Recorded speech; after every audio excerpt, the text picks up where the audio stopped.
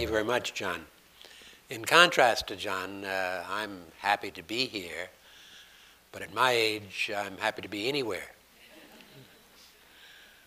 I started a long time ago, and I would like to start this discussion by saying that it would be my desire to enter a contract with every one of you here tonight.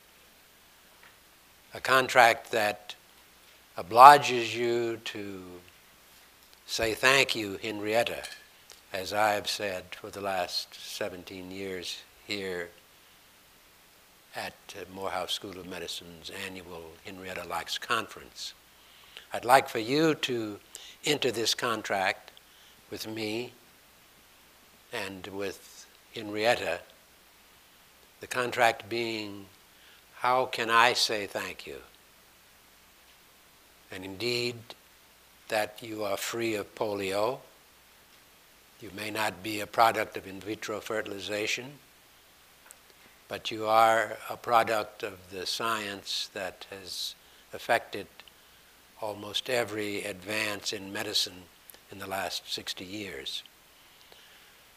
As John pointed out, Dr. Trivedi pointed out, we'd like you to be impaled by what Rebecca Skloot was besieged by. And that was her first introduction to Henrietta Lacks in a lecture in community college when she was 17 years old. And she heard from her professor, as is described in the book, about the cells of an African-American woman, mother of 5, who at Johns Hopkins University underwent a cervical biopsy that revealed cervical cancer.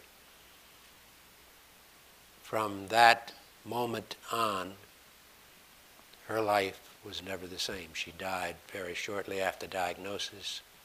The biopsy was taken on February 1st, 1951 by Dr. Howard Jones and given to my mentor, Dr. George Guy, who had been trying for the 30 years prior to grow human cells outside the body. That had been unsuccessful. Henrietta made this possible. The fact that each of us needs to be obliged to do something in our own lives, having read the book. I understand that 3,100 students were given the book and charged to read it. 10% of those are here today, and I am pleased at that statistic. The fact that the book has been on the bestseller list of the New York Times for the last 2.5 years attests to the interest that all have developed in this entity. We must be thankful to Henrietta Lacks for our own health. Chemotherapy sensitivity in cancer, stem cells. Robin Roberts of ABC received today, as chronicled on Good Morning America, the stem cell transplant, that identical HeLa match from her sister made her sister possible to be a donor for her. And each one of us may be a user of stem cells at some point. So it was 61 years ago, as a student like you, beginning at age 17 or so, that I was introduced vicariously to Henrietta Lacks. While a student at Xavier University in New Orleans, my professor of chemistry had just heard the announcement on television that Dr. Guy made, indicating that for the first time, human cells have been sustained outside the body, and we would now have a model to study cancer chemotherapy, stem cells, and all sorts of science. It was that occasion at age 17 that I, like Rebecca Skloot, was besieged by the challenge that growth of human cells achieved, and the fact that stem cells are indeed present in HeLa cells, in Henrietta Lacks cells. And stem cells are now the potential major arm of medicine as we go forward, in that the effort to develop stem cells from every organ, from adult stem cells, avoiding the moral conflict of use of embryonic stem cells in destruction of an embryo, the use of adult stem cells from each organ, as has been shown and just recently reported in Lancet, that for heart failure after myocardial infarct, stem cells grown from the patient's own heart and reimplanted at the time of operation has resulted in the elimination of heart failure, the return of ejection fractions indicating adequate function of the left ventricle. This, and you'll pardon me for being clinical, but I have spent the whole day in the clinic today, so I cannot be detached from the clinical aspect of what we have been engaged in for a very long time. And these stem cells were identified in Henrietta Lacks' cells, and that they are present in adult mature organs indicates that we don't have to go the embryonic stem cell route, but rather the adult stem cell is a potential for the future. So every facet of medicine, diabetes, so that one can grow cells from the islets of Langerhans in the pancreas, and already this has been done, and a decrease in the blood sugar was identified, so that these are already functional cells. They're not at a level where we can go to the corner clinic and get our own stem cells, but it hopefully in the future will be. The possible future in which we, at the time of birth, 4 million in the US, umbilical cord blood stem cells can be frozen and made available to the patient when the disease of an organ occurs. So that from pregnancy, from your own umbilical cord blood stem cells, the potential for medical treatment of your disease may be possible. The potential for neuron development in spinal cord injury, in every facet of deficits in an organ. This is the future of medicine. The kinks have not been worked out, obviously, and it's going to be still a period of time before it's clinically available. But these stem cells are possible. It has just been reported in a mouse model that during pregnancy, if the mother mouse was given a heart attack during pregnancy and the pregnancy continued, by the time of the end of the pregnancy, the heart failure that had occurred in the mother was attacked by cells from the embryo, from the fetus, from the placenta, and these cells replenished, repaired, or regenerated heart muscle, overcoming heart failure. So the fetus paid back, and the potential for developing stem cells from placental cells, because of the fact that at the time of fertilization, when sperm fertilizes egg, the first cell division results in two cells. One cell gives rise to the embryo and the other cell gives rise to the placenta. That placental cell is the first stem cell. And after working with Dr. George Guy at Hopkins using HeLa technology, I was able to establish the first cell line from placental stem cells, from placental trophoblastic cells, which have the potential now for being transformed into cardiomyocytes, into heart muscle, into regenerative medicine to be applied in the human species.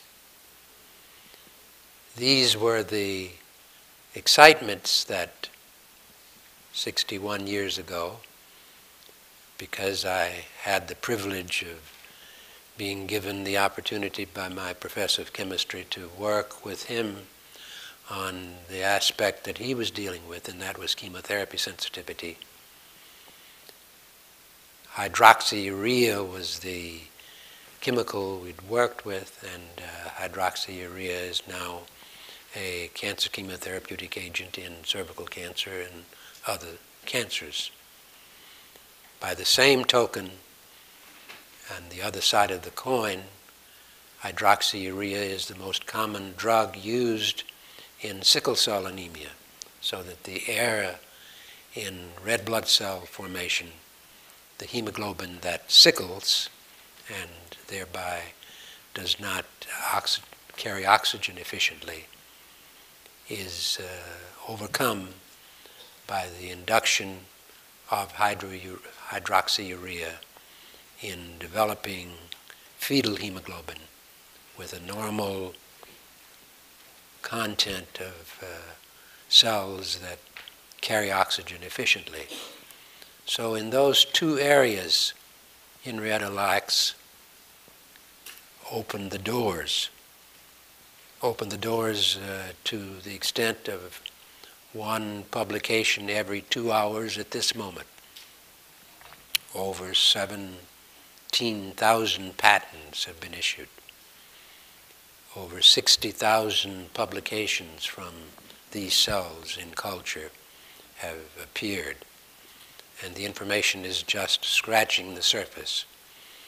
So that contract that I would like to propose to each of you is that because each of you, each of us, is personally responsible to Henrietta, that we are also personally obligated to do something of our own interest. And as the book outlines, and as you will continue in the series of lectures associated with the aspects of property, of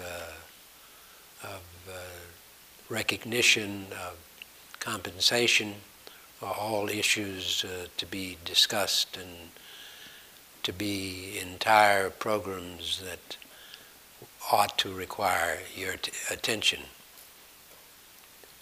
So it is indeed a great pleasure for me, because it started 61 years ago, personally, and after college, after being exposed to those concepts in college, in medicine, and being privileged with going to Johns Hopkins to work with Dr. Guy in HeLa technology, that today it is possible to embark upon cardiomyocyte production from trophoblastic stem cells, which may evolve from the stem cells of the human placenta.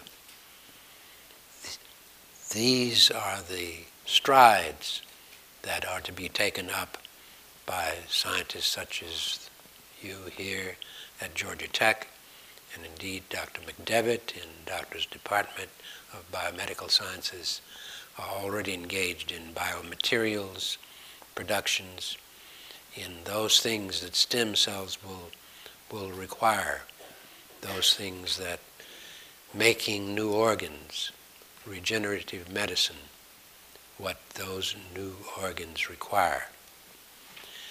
So that's a little bit of the introduction to the science. We're at the National Center for Primary Care at the Morehouse School of Medicine, and we invite you in subsequent years to join us in the HeLa conference.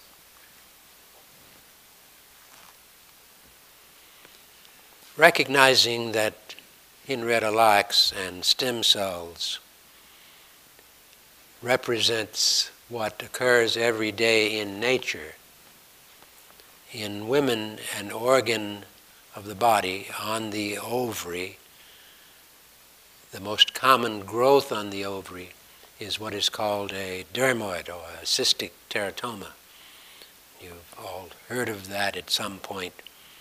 And those dermoids are the body's attempt at regenerating organs, because that dermoid contains cells with skin, the largest organ of the body, hair follicles, ectoderm, endoderm, and mesoderm, thyroid gland tissue. So in the body, there is an effort of the body to repair tissues. The body has not shown to us yet how these can be homed to, for instance, the skin when there is injury to the skin, as in burns or chemicals, how these skin cells can be sent to the particular area of the skin in need. Nor has thyroid hormone production been able to be produced from thyroid tissue in such an organ as this. But it's a natural product of the body's regenerative capacity, and it is from adult stem cells the potential for repairing organs damaged from within. Henrietta Lacks gave us the first identification of these stem cells. The potential for a cervical cancer, which Henrietta Lacks had, was shown to have cells within that tumor which produce the pregnancy hormone. These in situ hybridization experiments with an antibody to pregnancy hormone showed that in Henrietta Lacks' cells, HeLa cells, a stem cell was present in a cancer of the cervix, of an organ which obviously does not contain placental cells, but was capable of producing the pregnancy hormone, the product of another organ. These cells were the stem cells that were present and identified in the first stem cell identification. This concept, this recognition of stem cells, is a fulfillment of the concept that ontogeny recapitulates phylogeny, another event that at age 17 I was introduced to as a Biology 101 student, and indicative of the fact that stem cells are present in every organ simply means that every organ has cells which have the capacity to develop into full organs. That is, every activity and every entity is recapitulated in phylogeny and growth and development. This is the placenta of the human being, and these are the cells, the cell column cytotrophoblasts of the placenta that have the potential and have been demonstrated in the mouse model that we talked about, of going back to the mother and addressing a disease, a cardiac dysfunction, and repairing that cardiomyopathy during pregnancy, resulting in the mother's sustaining of the rest of pregnancy. So it's these cells that were grown in culture, and these are those cells. As you saw, the relationship of these cells, of these cytotrophoblastic cells, to these cells, the product of a transformed cell line that can now, with the appropriate chemicals, be induced to develop into the organ that is now deficient and being addressed for repair. So, because these stem cells were identified in cancer cells, and because cancer cells responded to the agent that we talked about, hydroxyurea, single methyl transfers have been identified with that agent and other chemotherapeutic agents that in the cell cycle are the result of a single methyl molecule in turning around cancer invasion. On the other side of the coin, stem cell development is a result of small molecular and biomolecular changes that result in expression of genes or de-repression and re-expression of embryonic or ontogenetically cells that have preceded those that are present at the current time.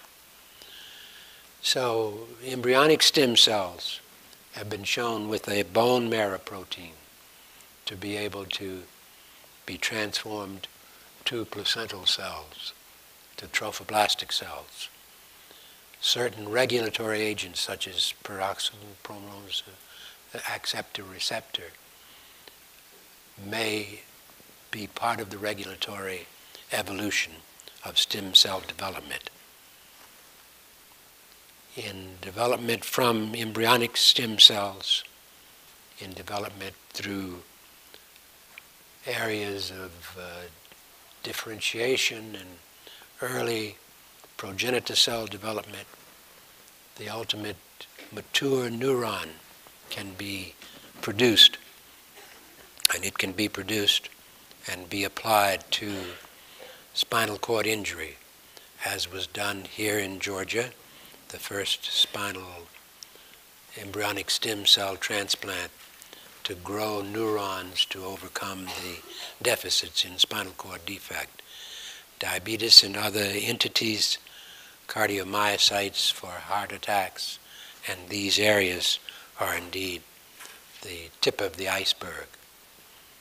It is that tip that we extended from Henrietta Lacks cells, from the HeLa cells, to cells of another cervical cancer established in our laboratory with Dr. Guy. And these cells likewise contain the pregnancy hormone. This pregnancy hormone was shown to be able to be differentiated from other types of cancers, from other types of malignancies, where cancer patients of particular cervical cancer distinguish themselves from other cancers, but totally normal, totally disparate from the normal.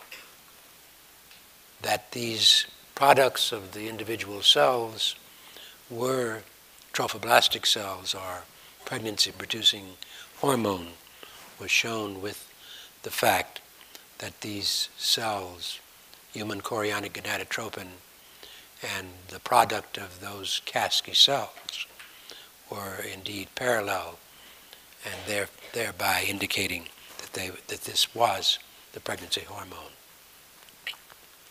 So other areas of effect on the genome, epigenetic regulation of stem cell, of endothelial cells for stem cell specification. And a stem cell has to be coaxed into becoming the cell that you want. And epigenetic factors, such as pharmacologic factors or environmental factors, impinge upon the ability of the cells to do this. So in our studies at Morehouse, epigenetic regulation of stem cells to produce progenitor cells for a particular organ or additional stem cells, we were able to use some of these, as was shown in the searching for the goal of novel agents that had DNA replication potential that are still being explored. This is the growth of embryonic, this is in the mouse model of embryonic stem cells on the production of cells that ultimately produced neurons. And these are evidences of that neuron production in stem cell production. How did this all become possible? It started with identifying these cells in Henrietta Lacks' cells. In Henrietta Lacks, that Rebecca Skloot wrote about as the person. In Henrietta Lacks, who was the person who grew up in Clover, Virginia, in the house occupied previously as a slave quarters, and that still exists in Clover. It was unfortunate, but reality, that Henrietta Lacks, upon her death in October of 1951, was buried in an unmarked grave. We've established a committee, the HeLa Committee, the Committee for the Recognition of the Immortal Life of Henrietta Lacks, to address some of the deficits that need to be talked about. And one was simply the fact that this icon was buried in an unmarked grave. Through the Morehouse School of Medicine, we have established the headstone now in Clover, Virginia, with Henrietta Lacks appropriately recognized. Rebecca Skloot has brought to our attention the many aspects of this drama, this reality. Dr. George Guy, who's deceased now, was the scientist who I was privileged to be able to work with and to continue that work. It was Dr. Howard Jones, who's now 101 and is still alive and is actually sees patients now. He's in a wheelchair, but is still a Hopkins product. It is his, Dr. Guy's wife, Margaret Guy, who is also already passed on, who ran the laboratory. And I learned from her. It was the HeLa cells that produced mitotic activity with the DNA as the focus in cell division. And as addressed by Dr. Georgia Dunstan at the HeLa conference just this past week, the DNA serves as the beginning of life. We talked a little bit about the beginning of life, but that it be in the DNA, that in the DNA to cells, to tissues, to organs, to individuals, to families, to the universe, is the projection of the environment's influence on that DNA that leads to disease, organ dysfunction that we can conceivably correct through stem cell re-engineering. So this is the future.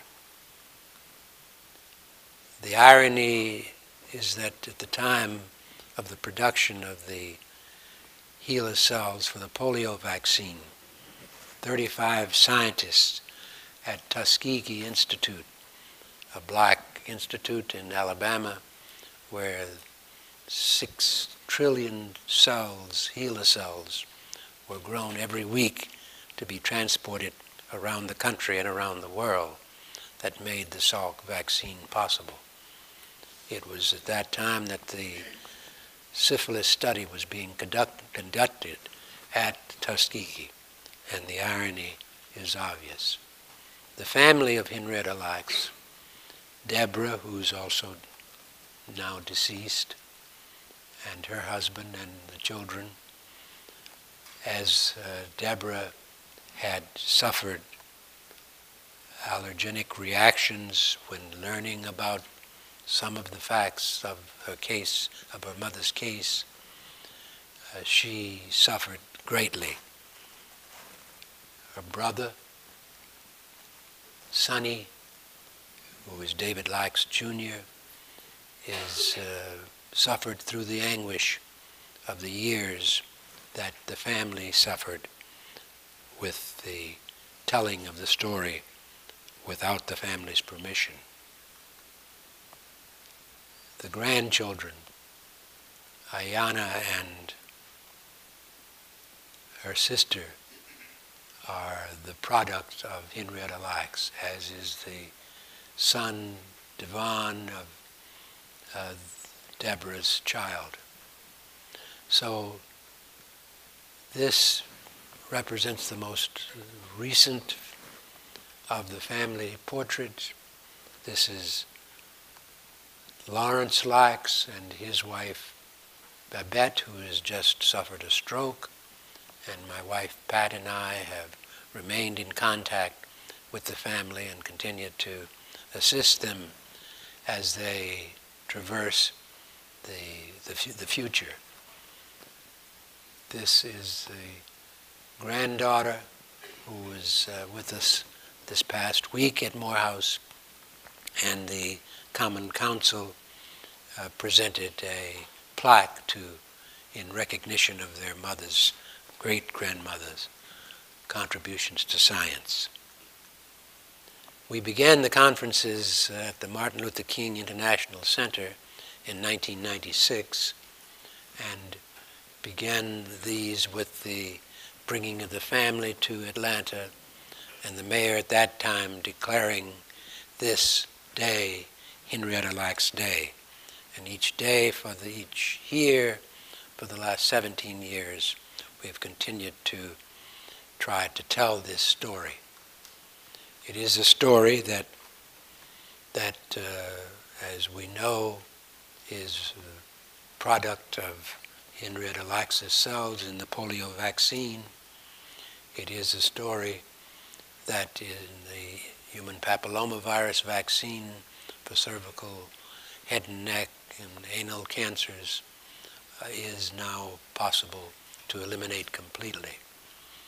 The fact that Henrietta Lacks' cells, the HeLa cells, contained the human papillomavirus 18 was the basis for the Nobel Prize that led Dr. Van Rossum to the identification of how cancer comes about with these malignant cells. But the vaccine needed not only those cells from HeLa for HPV-18, but the contributions of Kasky cells for HPV-16, making the vaccine possible. So the Nobel laureate in Dr. Zerhausen and many other Nobel laureates have been utilizing HeLa cells, and stem cell therapy, as we talked about, represents the advances of the future. We have organized this Krill HeLa committee, the Committee for the Recognition of the Immortal Life of Henrietta Lacks, and we continue to move forward with our next objective, and that is to declare, hopefully for presidential award of the merit posthumously for Henrietta Lacks.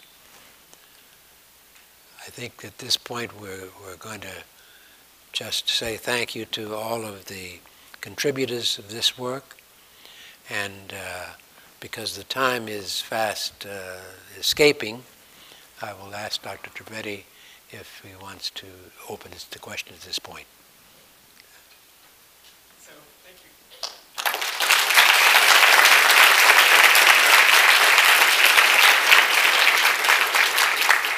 you. Before we go into questions, I'd just like Mrs. Pattillo to share with the audience some of the aspects of the family's the greatest impact on the family and how they have managed to not to succumb to those great pressures that they have been exposed to. Pat and I have attempted to represent the family, to represent their interests, and to help them to get over the shock that they've had to endure. Pat. Thank you, Dr. Patillo, and to each of you, and particularly to the professors that are here this afternoon. I'm sure that you have many questions that you have as a result of having read the book. But I would like to be able to share that the family is evolving, the family is growing, the family is very happy to have finally been able to know more about their mother. That's the very first thing. You know, the children were very young when their mother passed away. So they've learned many new things as they continue to work with Rebecca and learn more, particularly from the standpoint of science. And they are most pleased that you and the millions of other readers are excited about what you have read in the book and your enthusiasm to learn more about their mother and to finally be validated as a family. I always like to remember how I may have felt if I was the young Lawrence, or particularly Deborah, who suffered so very, very much and has not had the joy of having seen the finished book. I understand that she read the manuscript, but she never got to see the finished book. And after the many, many travails and the many struggles and the many disappointments and also depressions, to finally have this come forth and for you and the millions all over the world to learn more about this major contribution. Dr. Pattillo mentioned Lawrence, the oldest brother, and I think you've learned that he went to the service and became almost the principal breadwinner, the provider for the family. A very noble thing for a very young man. And particularly when you think of those times. She passed in the 50s. Many things have changed over that period of time. And so we have to sort of go back to more deeply respond as well as appreciate some of the things that they did go through. But Lawrence continues to be a very strong anchor for the family. His wife, Babette, as Dr. Pattillo said, had a stroke, but we're looking forward to seeing her next month. We'll be going into Baltimore on the 6th of October. And one of our major trips will be to go and see her after having sent flowers and cards and encouraging her. The many things that we know about the disparities in health and the things that are going on now with the Affordable Care Act, and many of the things that are happening with health certainly has been an integral part of your story as you read about the Lacks family, but also the difficulties of many times not having access, and certainly not access early enough to many times eliminate the more severe illnesses that they have had. And that particularly has been true for Babette. So we're excited about going to see her, but she is encouraged and she is determined. So we feel strongly that victory will come. Sonny has been doing quite a bit of traveling. As the book has continued to reach more and more people, he has been able to begin to go to events such as this one, lectures, and to talk. And everybody is excited about meeting Sonny. Sonny is equally excited about meeting each and every one of them because each person identifies in many different ways with the book. And I'm sure you'll have more questions. Zacharias. I wanted to talk about Zacharias because when he first came to Atlanta 16 years ago, he had, well, it was not 16 years ago. It was 17. But his first visit, was he at the first visit? Yes, he was. He was at the first visit. I was getting ready to say, I know the first time that I met him, he said absolutely nothing. He didn't meet people well, and there certainly was that feeling of what are we doing here and what is this all about?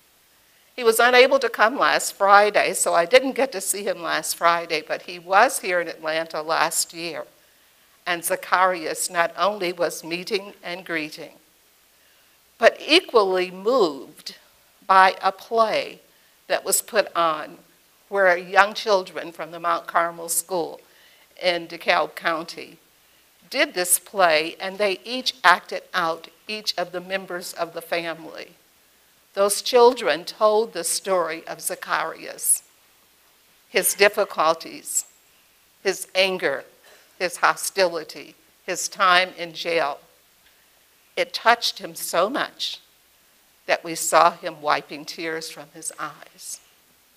A man who was so angry, and in many ways justifiably so, was able to be touched, able to be moved, and finally began to feel as though all of this fanfare and travels in and proclamations really did mean something. So he too is evolving.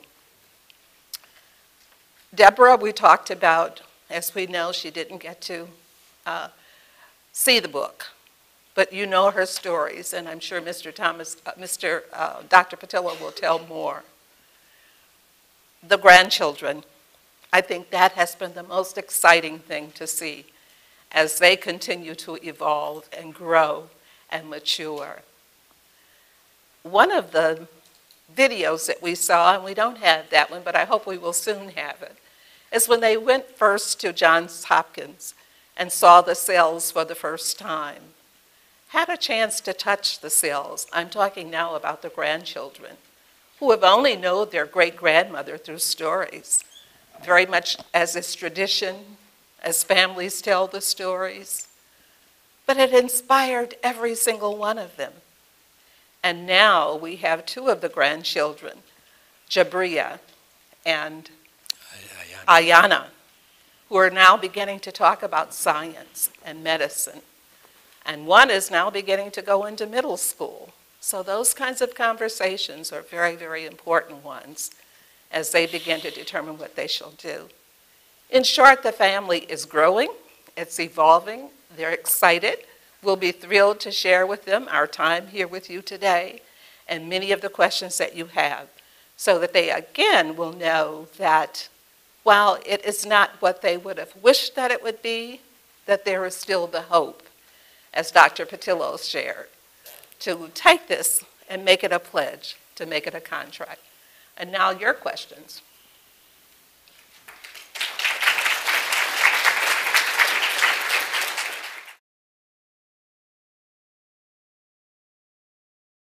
Just on behalf of the Freshman Reading Project, would like to offer you a small token gift in appreciation of your talk.